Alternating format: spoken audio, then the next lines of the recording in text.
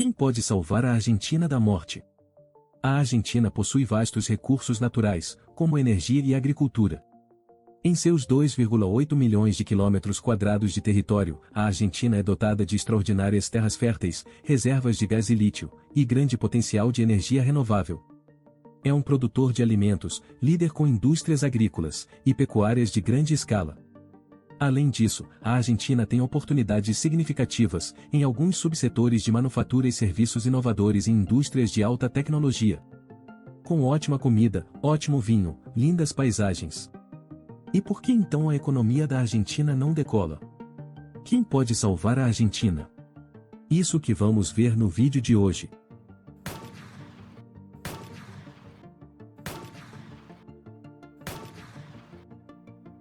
Seria um eufemismo dizer que a Argentina tem uma relação patológica com a inflação.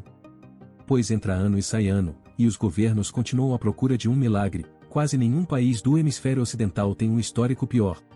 E se as coisas continuarem como estão agora, a inflação simplesmente se tornará novamente o principal problema para o novo governo.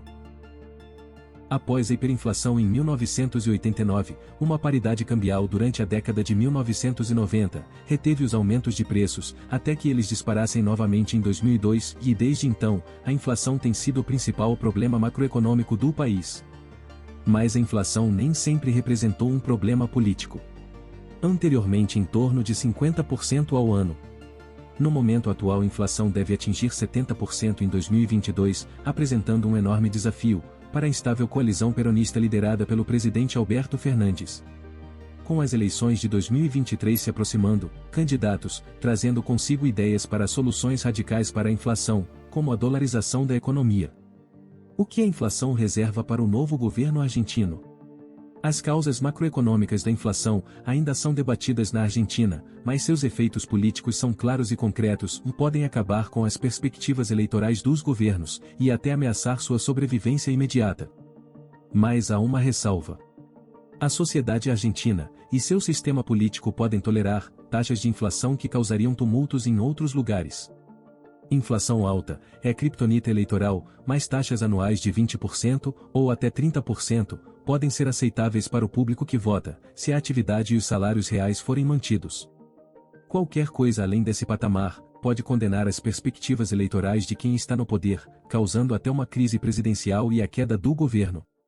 Mas a inflação também oferece oportunidades e se um governo puder reduzir a taxa, ou mesmo se for percebido como tendo feito isso, pode ser um tremendo benefício político.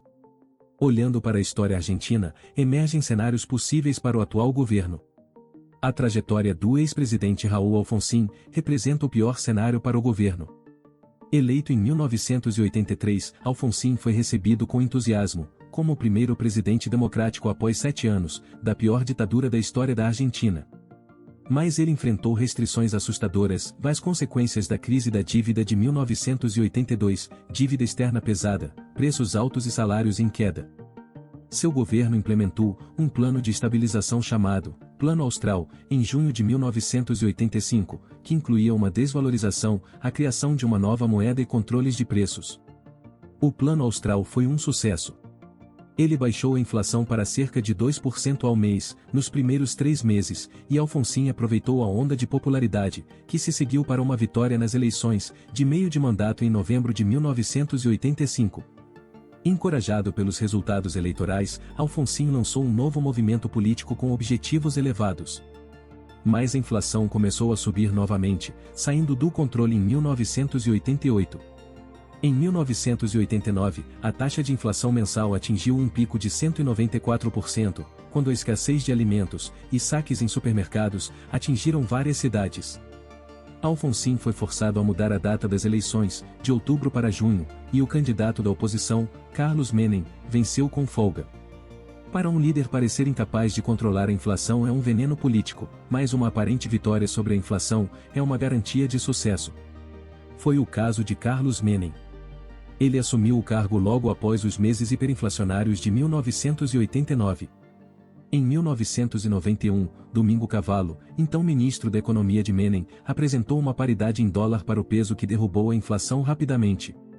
Isso permitiu a Menem não apenas ganhar a reeleição em 1995, mas redesenhar a Constituição e implementar reformas estruturais que mudaram a natureza do Estado argentino. Cristina Fernández de Kirchner chegou ao poder em 2007, ano com uma taxa de inflação anual de 26%. A taxa precisa é difícil de saber, já que o índice oficial não era confiável. A taxa de inflação flutuou durante seu mandato de 8 anos, mas ela conseguiu evitar que ela saísse do controle.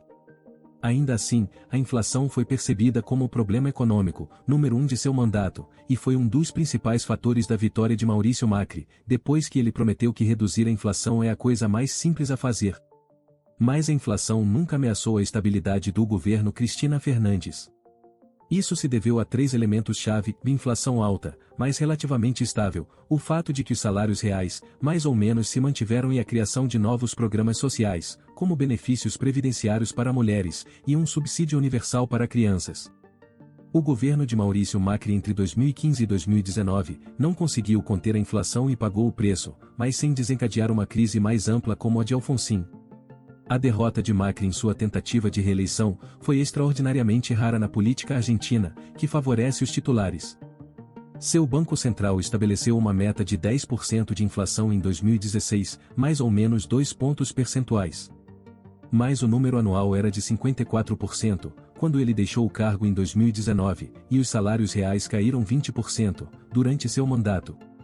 Sua incapacidade de controlar a inflação foi uma das principais causas de sua derrota, mas ele conseguiu evitar uma crise total. A pergunta de $1 milhão. Qual das trajetórias anteriores, o governo atual, de Alberto Fernandes, acabará tomando?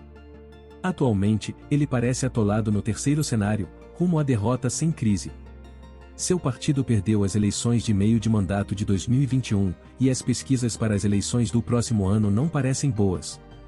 Ele não conseguiu reduzir a alta taxa de inflação que herdou de Macri e, em vez disso, aumentou nos últimos meses, com uma taxa mensal de 6,7% em março, embora tenha caído para 5% em maio.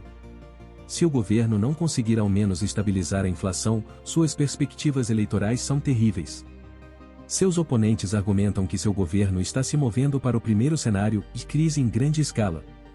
É pelo menos verdade que as divergências muito públicas entre Alberto Fernandes e seu vice-presidente desaceleram o governo, colocam em questão projetos de investimento em energia muito necessários e desmoralizam a coalizão.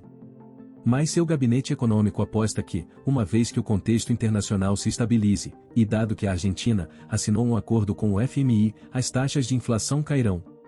Nesse caso, ele pode ver suas perspectivas eleitorais melhorarem. Isso o aproximaria do quarto cenário, sucesso na inflação e politicamente. É impossível prever qual desses cenários é o mais provável. Dentro de alguns meses teremos um panorama mais claro, tanto do contexto internacional quanto da dinâmica interna do poder para 2023. Se a leve queda das taxas de inflação de abril e maio puder ser consolidada, o governo ganhará algum espaço para respirar. Se assim for, será competitivo nas próximas eleições, mesmo porque o peronismo tem uma base leal de apoio. Se as taxas subirem novamente, as conversas sobre uma crise serão renovadas. E se as coisas continuarem como estão agora, a inflação simplesmente se tornará novamente o principal problema para o novo governo. Bom, esse foi o vídeo de hoje. Compartilhe, deixe seu like. E até o próximo vídeo. Obrigado, vocês são o máximo.